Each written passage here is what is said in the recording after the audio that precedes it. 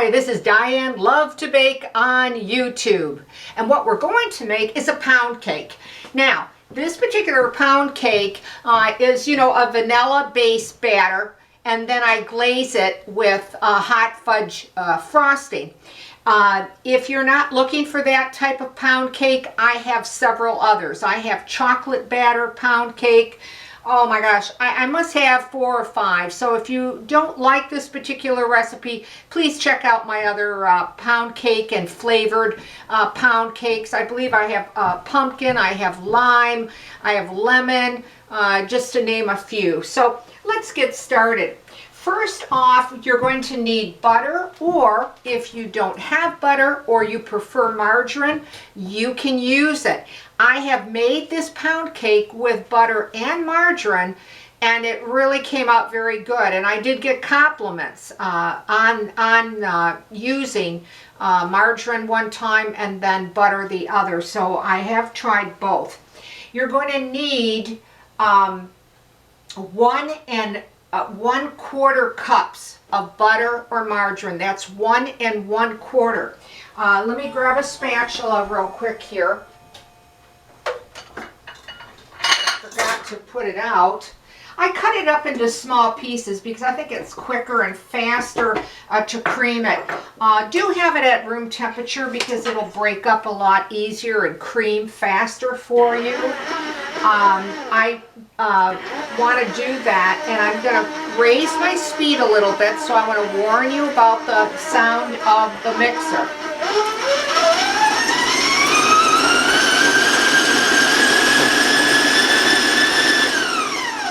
Now, I generally don't put it up on that high of a speed when I'm baking for myself, but to move it along for the video, I'm going to do it, okay?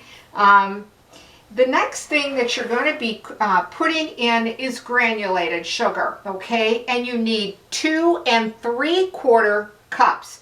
That was 2 3/4 cups to your butter or your margarine, whatever you're going to use.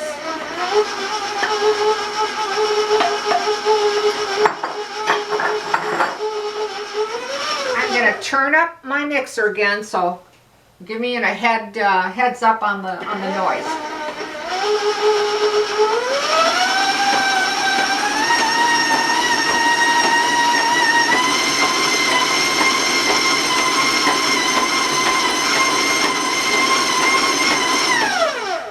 Okay, the next thing we're going to be putting in is eggs, and you need 5 eggs. I'm going to put them one at a time, beat them in.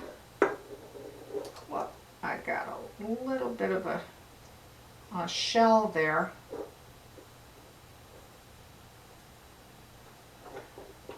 There we go. Got it out. That's 1. That's 2. 3, 4, and 5.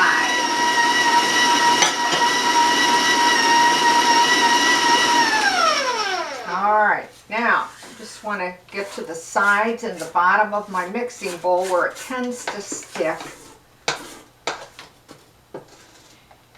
And you'll want to just cream that and beat that together. You're also going to be needing almond extract, and put 1 teaspoon of your almond extract. Now, if you don't have almond and you want to use vanilla, go ahead. It's going to taste good. I like the almond myself. And then we're going to beat this again.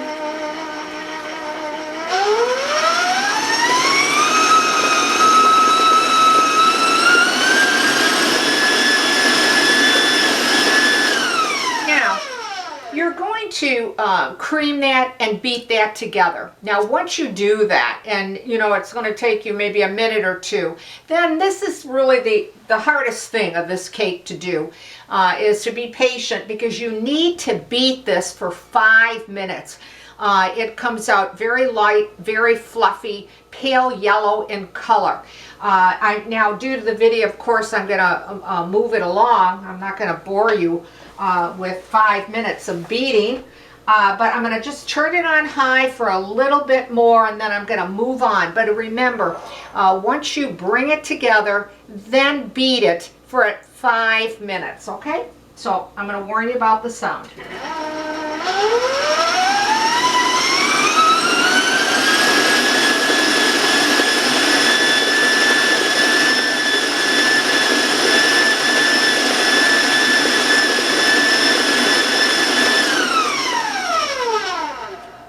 Okay. Now, of course, again, I'm going to repeat myself. It's not been 5 minutes, but it's pretty well put together at that high speed. All right, let's move to the dry. You're going to need 3 cups of all-purpose flour. You're going to be putting in 1 teaspoon of baking powder. That's 1 teaspoon. And you're also going to put 1/4 teaspoon of salt. Now, I'm going through the ingredients hopefully slow enough and clearly, because I no longer put the recipes below my videos. I mentioned that after each video. I'm sorry about that, but it's just kind of not worth the time anymore when your work, and I'm not the only one, certainly. They take your work, post it, claim it theirs on all different sites, and it's pretty frustrating. So I no longer do it, but I hope that you, there was 3 cups of all-purpose flour, 1 teaspoon of baking powder, and 1/4 teaspoon of salt. And I just stirred it in with a spoon. Now I'm going to bring this together and beat this together. And you'll do that at about medium speed. You don't want to overbeat it either, just till everything's nice and combined. You're also going to be needing milk. This I'm using is 1 cup of evaporated milk, the milk that comes in the cans that we're so used to using when we make pumpkin pies and things of that nature. And I shook the can really well, that is 1 cup of evaporated milk, and then I'm going to alternate it with the dry till it's all come together, okay? So let's add some of the evaporated milk.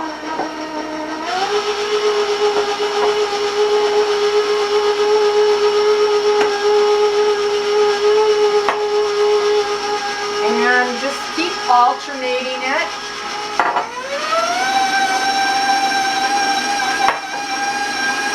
Put a little bit more milk.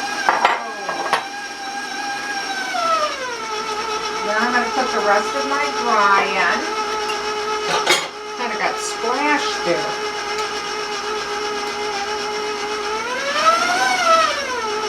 And the rest of the milk.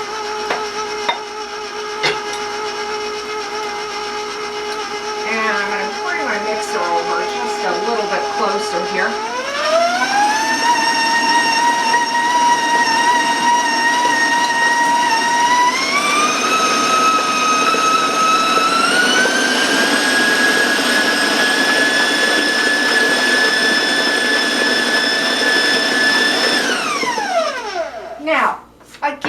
I wouldn't beat it at that high of a speed, but I'm moving it along because of the video, and then also I didn't beat that mixture for 5 minutes, so it does help to compensate for that and make it a little bit fluffy.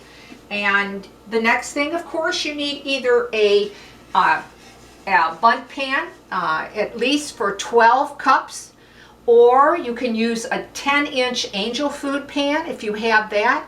I heavily greased it, and I did dust it with flour.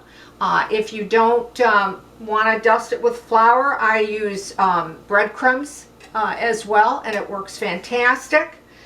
But again, you'll need at least a 12-cup baking pan, or that 10-inch angel food pan. It works great. It really does. So I'm just going to put this on for just a couple more seconds, warn you about the sound, and then get this batter poured into this prepared bundt pan.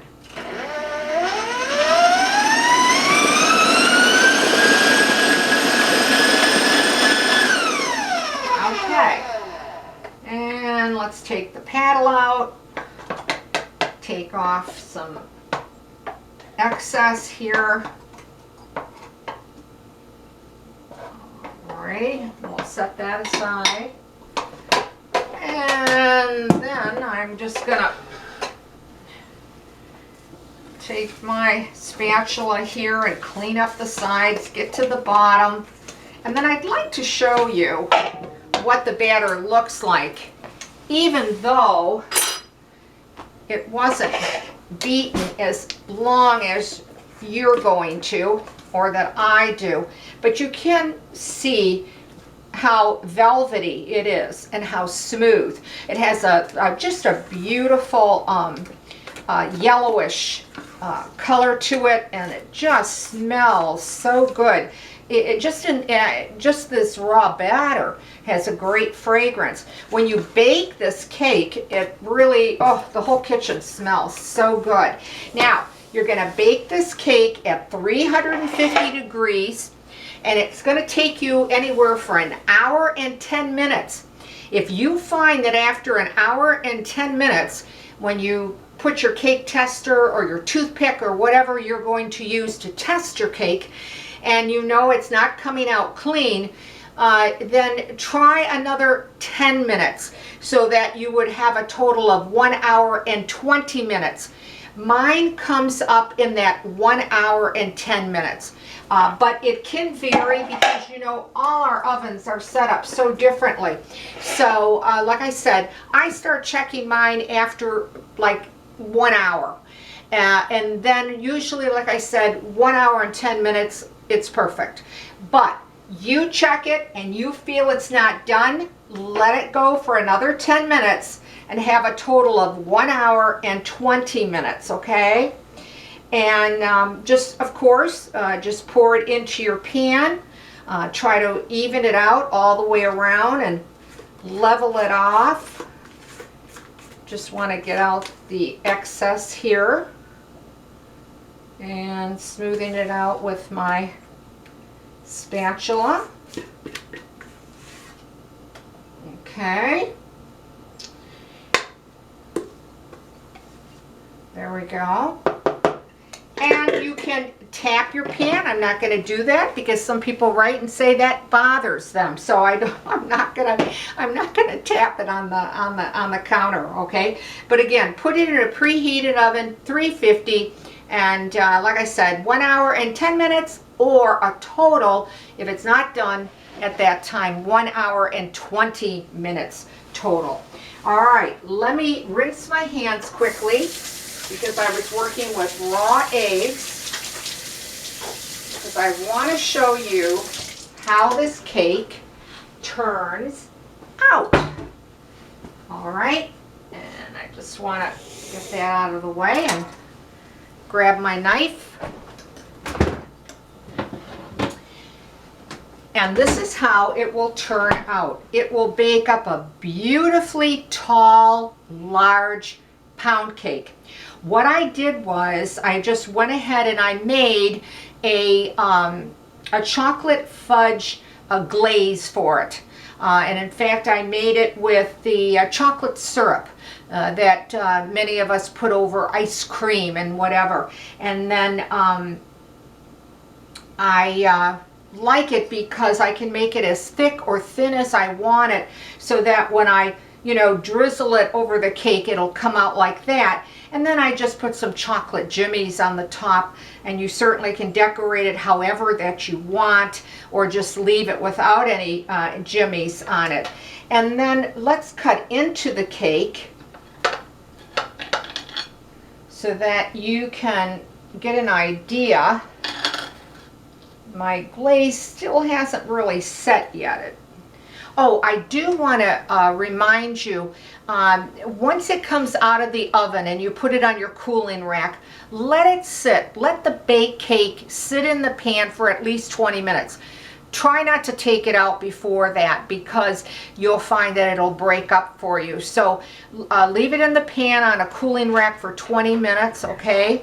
And then just, you know, turn it upside down, get your cake out of there, and then I would suggest I wait at least a complete 40 minutes before I serve it, or I put the topping on it, or whatever. So you decide what you'd like to do with that. But I do find if you leave it absolutely that 20 minutes in the pan, it's a must, so you don't have a lot of breakage.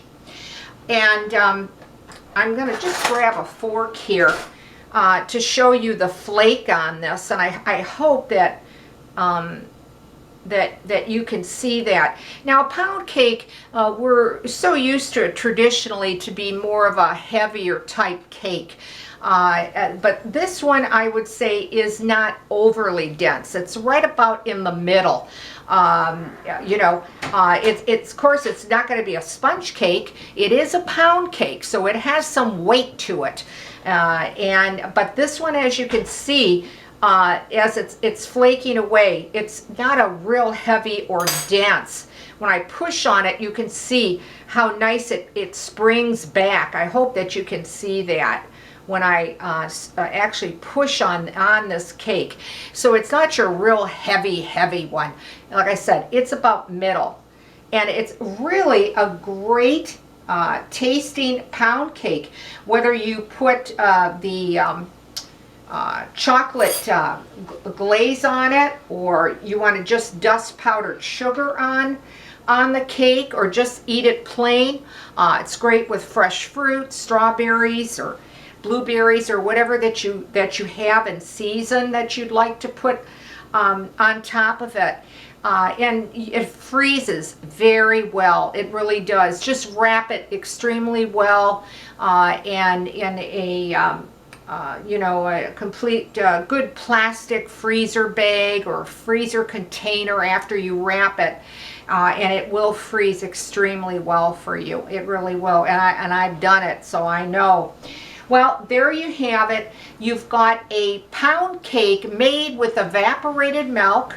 Your choice if you want to top it off with whatever, and it really is a great little recipe. Now, if you try this recipe and you like it, please leave a comment, because I always like to hear from you. But that's also a reminder that you need to solely watch me or find me on YouTube, because that's the only place I put my videos. And that's where the frustration comes in, when people write to me or comment or ask questions, and I see my work on other sites. I can't answer you. It is so frustrating. So please, if you like the recipe, it'd be fantastic for you to give me a like or ring the bell, or if you're so inclined, even to subscribe to the channel. So I want to thank you for watching Diane Lovetobake on YouTube, and I'll see you soon.